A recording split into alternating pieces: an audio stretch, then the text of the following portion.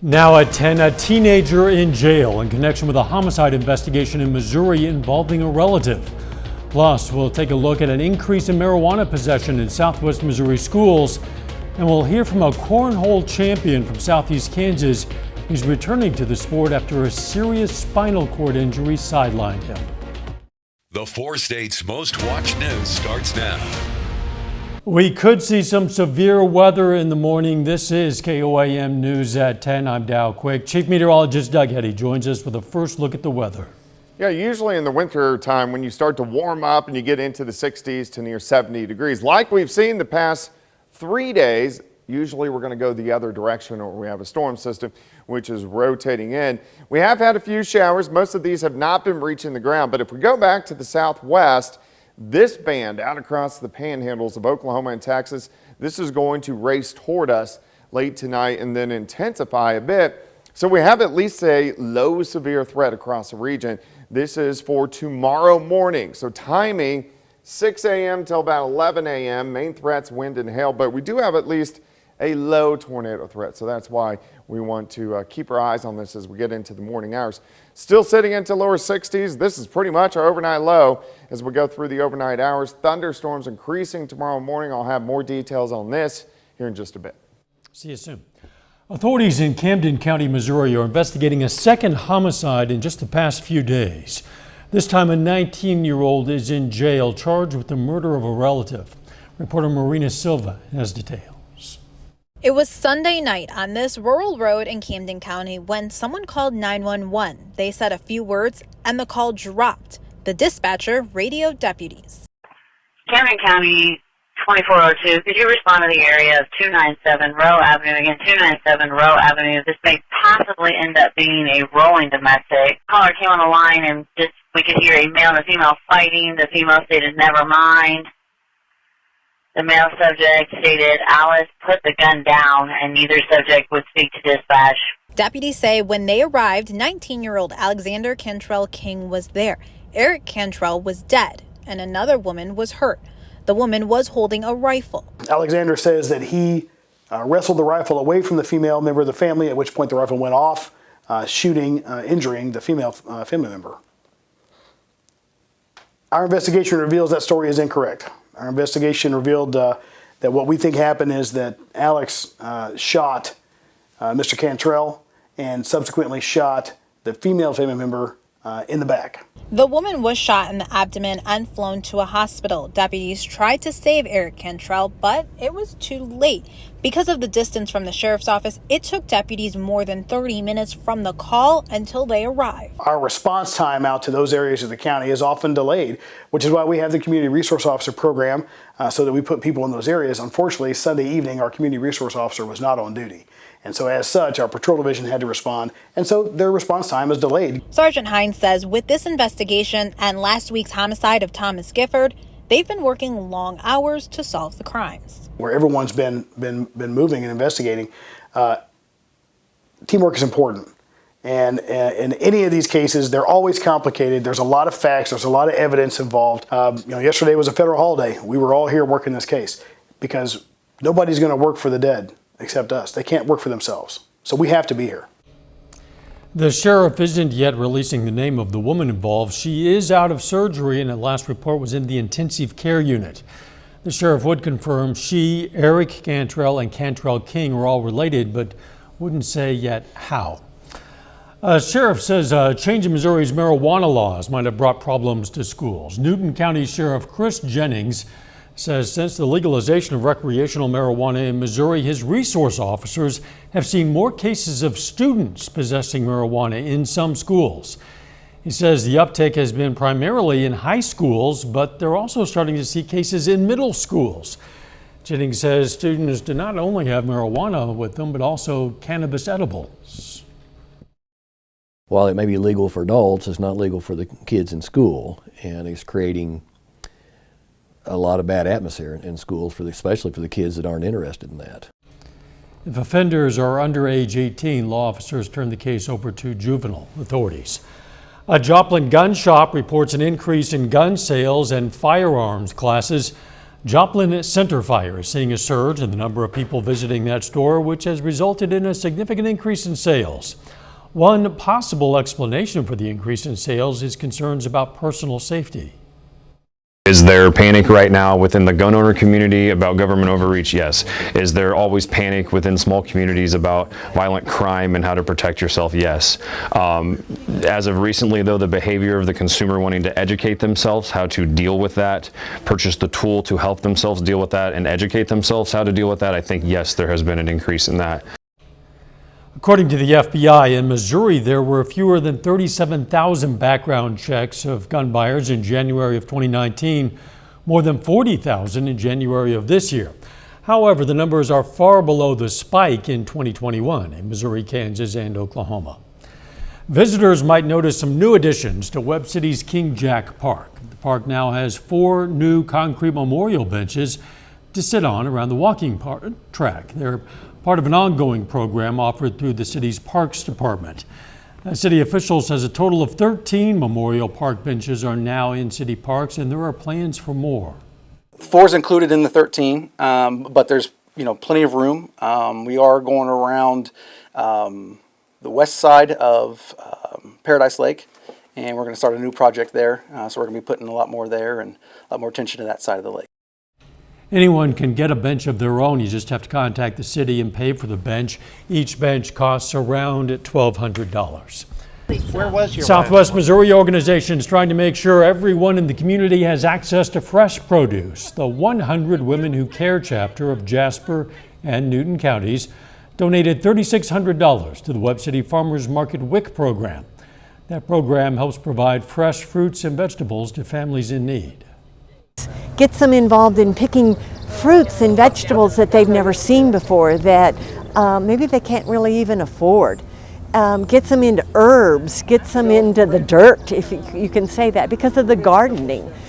So I think that's what really touched our heart. The Webb City Farmers Market is open on Saturdays from 9 a.m. to noon. Coming up, President Biden reaffirms the U.S. support of Ukraine and NATO during a visit to Poland. Plus, tributes for former President Jimmy Carter as he spends his final days in hospice care. Tributes continue to pour in for former President Jimmy Carter, who is now in end-of-life care. He spent President's Day resting at home with his wife Rosalind and family by his side yesterday. The former pastor of the church where Carter taught Sunday school for decades spoke to CBS News after visiting with Carters. He says Carter is at peace and is still thinking of others, offering his prayers to the country instead of asking others to pray for him. President Biden and Russian President Vladimir Putin offered starkly different views in speeches today. They came just before the one-year mark of when Russia invaded Ukraine. Reporter Skylar Henry has more. Children waving Polish, Ukrainian, and American flags joined President Biden on stage in Warsaw, Poland, as he delivered a forceful speech promising unwavering support to Ukraine. Democracies of the world will stand guard over freedom today, tomorrow, and forever. The speech came a day after the president made a secret visit to Ukraine to demonstrate American solidarity. And I can report, Kyiv stands strong. Kyiv stands proud, it stands tall, and most important, it stands free. The visit was so top secret, First Lady Jill Biden said before a trip to Africa, she didn't even have advance knowledge. He told me right before he left, and I said, what? You're going where, Russian President Vladimir Putin said in his State of the Union speech delivered before loyalists, the West is to blame for the war. And he suspended Moscow's participation in the last remaining nuclear arms control pact with the U.S. At a time like this, you want to make sure that you can at least have some arms control in place. President Biden will remain in Warsaw for meetings Wednesday with the leaders of countries that border Russia. Skylar Henry, CBS News, Washington. The U.S. has committed more than $30 billion in military aid to Ukraine, but so far has chosen to not send American aircraft. The Supreme Court seemed unlikely today to side with a family wanting to hold Google liable for the death of their daughter in a terrorist attack. The family sued YouTube for posting ISIS content. It's the first of 2 cases this week taking aim at part of a nearly 30-year-old law known as the Communications Decency Act. It offers tech companies broad protection against litigation over third-party content. Still ahead, a Southeast Kansas man shares his story of overcoming a rare neurological condition to compete again in the sport he loves. Plus, we're tracking thunderstorms rolling in the morning. We're going to have those details coming up.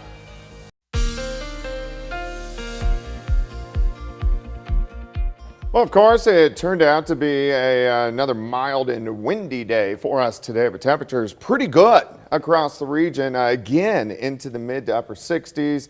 We do have a lot of changes, which are going to roll in over about the next 24 to 36 hours. First off, outside Indigo Sky Casino and Resort, just outside of Seneca, Missouri. Look at these temps. We're still into lower 60s. 64 in Nevada, 59 in Anderson, 65 in Miami, Pittsburgh at 63. Southerly winds keeping these temperatures up. We're not really going to drop off at all throughout the night. These southerly winds will continue to increase. They're kind of sitting 10 to 20, but then we get these gusts at times 30, 40. We've even pushed 50 over the past few hours. So the winds are very strong. We have wind gusts right now at 50 in Carl Junction, 40 in Chatopa, 48 in Neosho, 50 in Chanute. So it's going to stay windy tonight and keep those temperatures up. Have had a few random little showers that have rotated through. Most of that has not reached the ground. So just a few little sprinkles. Here's our main batch. Down through the panhandles of Oklahoma and Texas, this is going to expand, intensify, race toward us throughout the overnight hours tonight. So we at least have a low severe threat. I'm not very worried about Kansas. I think it's mainly Joplin south. I-44 and south is where the better shot for anything too strong or severe. The timing here, 6 a.m. to 11 a.m. Main threats, hail and wind. Tornado threat is low, but it's there, but it's definitely on the low side. All right, let's march through time. Just a few random showers for the next 6 hours or so. Late tonight into tomorrow morning, thunderstorms develop. Kansas down through Oklahoma. As these push in, they'll intensify a little bit. So here's 8 a.m. The bigger storms along and south of Interstate 44. Some heavy amounts of rain. Heavy rain, showers, thunderstorms continue. Here's 9 o'clock in the morning. By late afternoon or late morning, the heaviest rain will push on the Missouri side. By noon or 1, most of these are going to be out here. In fact, look at this. Sunshine returns. Very windy again tomorrow. High temps, upper 60s to near 70. We do have a cold front. It shifts in tomorrow night. That draws in the colder temperatures. So we're down into the 30s by Thursday morning. And we only warm into the mid 40s for highs on Thursday. So it's going to be about 25 degrees cooler than what we've seen the past couple days. All right, rainfall amounts, lighter amounts, Kansas, Oklahoma, heavier amounts once you get to the I-44 corridor in south where 1/2 inch to 1 inch could fall. You can see those rain chances really shoot up. Here's 4 a.m., 6 a.m., 8 a.m., 10 a.m., and then drop off after that point in time. Plus the winds are going to continue to be fairly strong through the night. Through the day, we're going to have winds gusting kind of in that 30 as high as 50 miles per hour. All right, an alert day tomorrow due to strong to severe storms in the morning. Sunny skies in the afternoon, 69, only 45 Thursday, down to 24 Thursday night, and then on and off showers again back in late Friday and into the weekend. Dipping down well below freezing at least one more time, I guess. Thanks, Doug.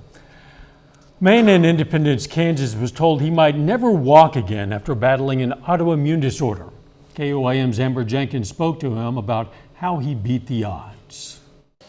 Brian Abbey woke up one morning feeling a little off. By the next day, he was unable to move. Pain, like the numbness, and then it'd be tingling and muscle spasms. Like my feet would just, they still do, like at night when I lay down and just kick. Brian was diagnosed with an autoimmune disorder that took his ability to use his legs. This came out the blue to not only Brian, but also his family. The first month or so of his sickness, it was pretty hard mentally and emotionally. Due to this, Brian had to stop enjoying his passion for cornhole. and his peers noticed. He used to play cornhole all the time, but whenever he was in the hospital, he couldn't, and he really loves to play it. After being treated at Madonna Rehabilitation Hospital, Brian was back on his feet after 3 months. Doctors speculate that Brian would have never walked again. I mean, it's been a struggle, but hey, you know what? I'm blessed. I started getting my movements, my toes first, then doing this, and basically then I started pushing on a bike, and the next thing I did is start kicking my feet up. I mean, just step by step. I mean, this Tuesday night cornhole was special. Brian was able to hug some friends and sink in some beanbags. They're so happy I'm here. They know tonight I'm here, and it's unreal. I mean, at first I didn't know what was going on. I had to learn how to live in a wheelchair. As Brian returns to his passion for cornhole, he held his head up high with pride. You can do anything. I mean, if they tell you got a chance, you just keep on fighting. And I'm going to tell you, I mean, God was on my hands, and I had so many people praying. Reporting in Independence, Amber Jenkins, KOAM News. Brian dedicates his speedy recovery to Madonna Rehabilitation Hospital's specialized equipment. Jacob here now with sports. Colgan girls aim to finish off an undefeated regular season tonight. The Panthers host Girard this evening, looking to get to 19-0. We're going to talk about that. And the Neosho boys play their final home game of the season against Carthage. Those highlights and more when we come back. This week is the final week of the regular season for the Neosho High School boys basketball team. The Wildcats play 2 games this week, beginning tonight with their final home game against COC rival Carthage. The Neosho coming off a loss to Republic, but they've won 11 of their last 13. Carthage, meanwhile, 14-10 coming into the night. First quarter, teams going back and forth. Max Templeman straight to the rim, finishes with the left, and moments later, not a replay. Templeman again, he drops 30 tonight for Carthage. Tigers up early. Now, other end, Neosho has the answer. Carter Finsky knocks home the 3 for the Wildcats. Then Isaiah Green, tough drive, contact, no foul. Green scores 18 for the Wildcats. Neosho within 3 at halftime. Now in the third quarter, check out Justin Ray getting up for the one-handed jam. He scores 14 for the Tigers, but Neosho, they finish this thing off. Carter Bosley inside, he scores 18. Wildcats win a good one in their home finale, 72-67. In Southeast Kansas, St. Mary's Colgan girls finish up the regular season against Girard tonight. Colgan wins big with senior Lauren Torrance leading the way with 20 points. Now with this win, the Panthers finish their 2nd straight undefeated regular season. They're 19-0 heading into Sub-State, and they are the outright CNC League champions. I think it's really awesome. You know, it's not something you really think about in the beginning. You just take it game by game, but as it gets a little bit closer, you know, you want to finish the business, and that's what I told them tonight, that there's no reason not to. And I think the kids were really excited, you know, for the opportunity. But one thing this year we really focused on is game by game, and, you know, at the end we're here, but it's really exciting. I just think the kids, they have fun, they enjoy each other, and they bring it for each other every night. Missouri Southern Lions will play their MIAA opener on Friday against conference rival Pittsburgh State. First, though, they have one more non-conference game at home this afternoon against Drury. The Lions are 8-4 coming into the day, ranked number 21 in the nation.